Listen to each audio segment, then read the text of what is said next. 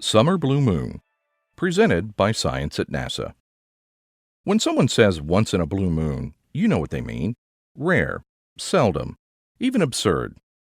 This year, it means the end of July.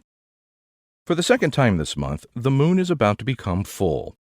There was one full moon on July 2nd, and now a second is coming on July 31st. According to modern folklore, whenever there are two full moons in a calendar month, the second one is blue. This definition of a blue moon is a recent thing. If you told a person in Shakespeare's day that something happens once in a blue moon, they would attach no astronomical meaning to the statement. Blue moon simply meant rare or absurd, like making a date for the 12th of never. Since then, however, its meaning has shifted. The modern definition sprang up in the 1940s. In those days, the Maine Farmer's Almanac offered a definition of blue moon so convoluted, many astronomers struggled to understand it. It involved factors such as ecclesiastical dates of Easter and Lent, tropical years, and the timing of seasons according to the dynamical mean sun. Aiming to explain blue moons to the layman, Sky and Telescope published an article in 1946 entitled Once in a Blue Moon. The author, James Hugh Pruitt, cited the 1937 Maine Almanac and opined that the second full moon in a month, so I interpret it, is called blue moon.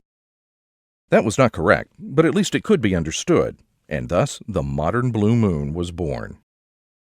Most blue moons look pale gray and white, just like the moon you've seen on any other night. Squeezing a second full moon into a calendar month doesn't change its color. Nevertheless, on rare occasions, the moon can turn blue.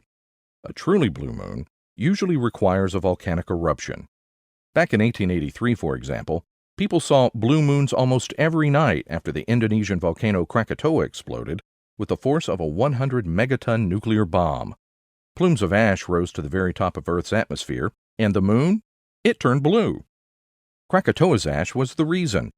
Some of the plumes were filled with particles 1 micron wide, about the same as the wavelength of red light.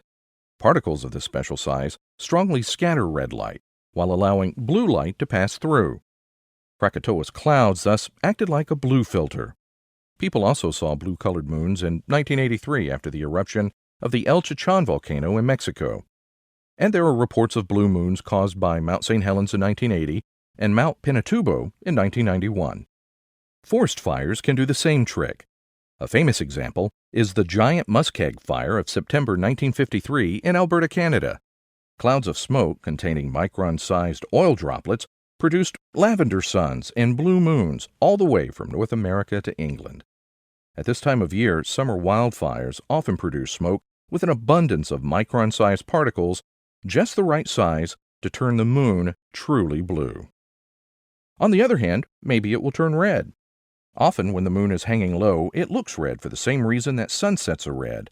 The atmosphere is full of aerosols much smaller than the ones injected by volcanoes. These aerosols scatter blue light while leaving the red behind.